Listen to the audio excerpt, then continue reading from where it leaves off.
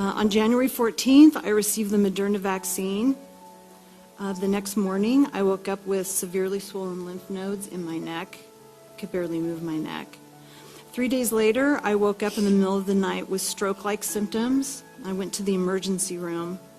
My face and scalp were tingling, numb, and burning with pain, and my left arm and legs were weak and also numb.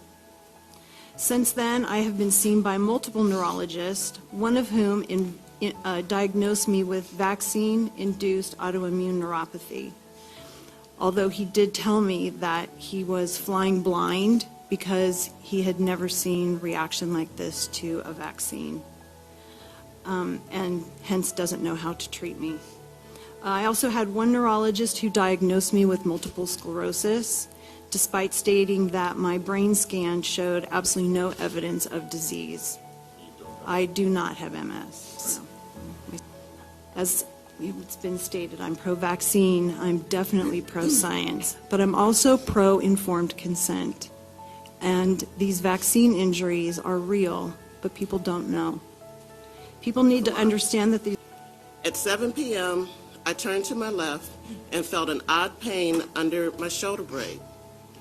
I took a step and my right leg buckled slightly, but I didn't think anything of it. I continued with my day.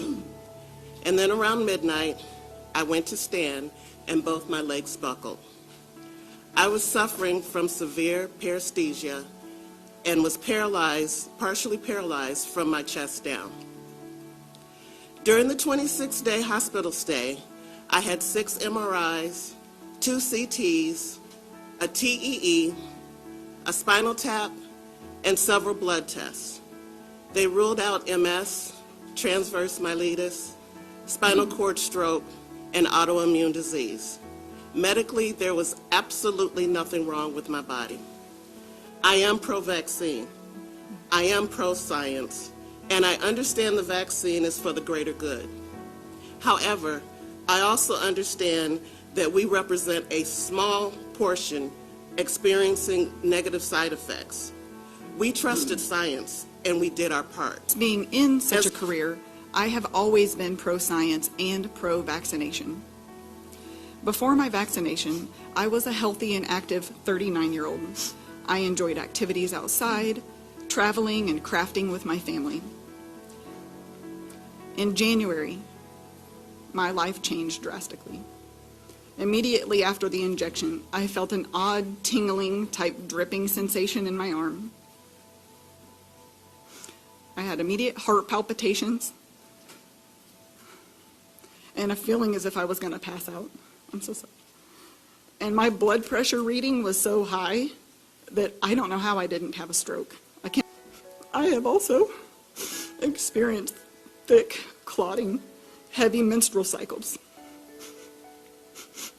I was so afraid that I literally, and I have it with me, I prepared my will and my obituary for my family because I didn't think that I would wake up to the next day. On January 20th, Maddie received her second dose of the Pfizer COVID vaccine as a participant in the clinical trial for 12 to 15-year-olds. All 3 of our kids volunteered and were excited to participate in the trial as medical charts, but it's in there.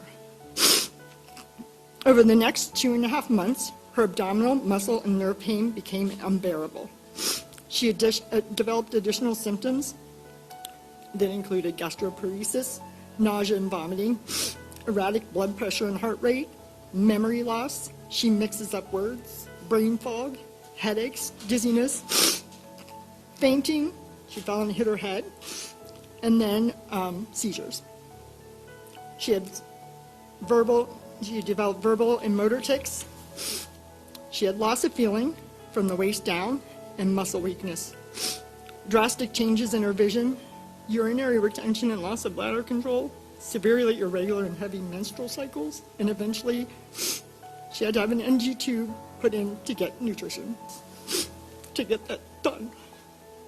Over the past 5 months, Maddie has been to the ER 9 times and has been hospitalized 3 times for a total of 2 months in the hospital. For almost a month.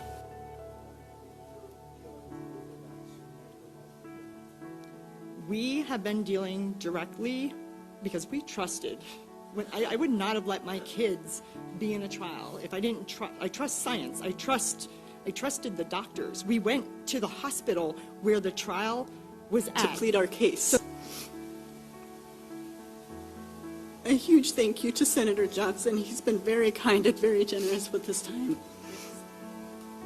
I also want to say thanks to Senator Lee, my home senator, and his staff for their compassion and for taking our concerns seriously. And they're actively working with us to help us find a solution. My name is Brianne Dressen. I am a preschool teacher in Utah, and I am a mother of 2 small kids.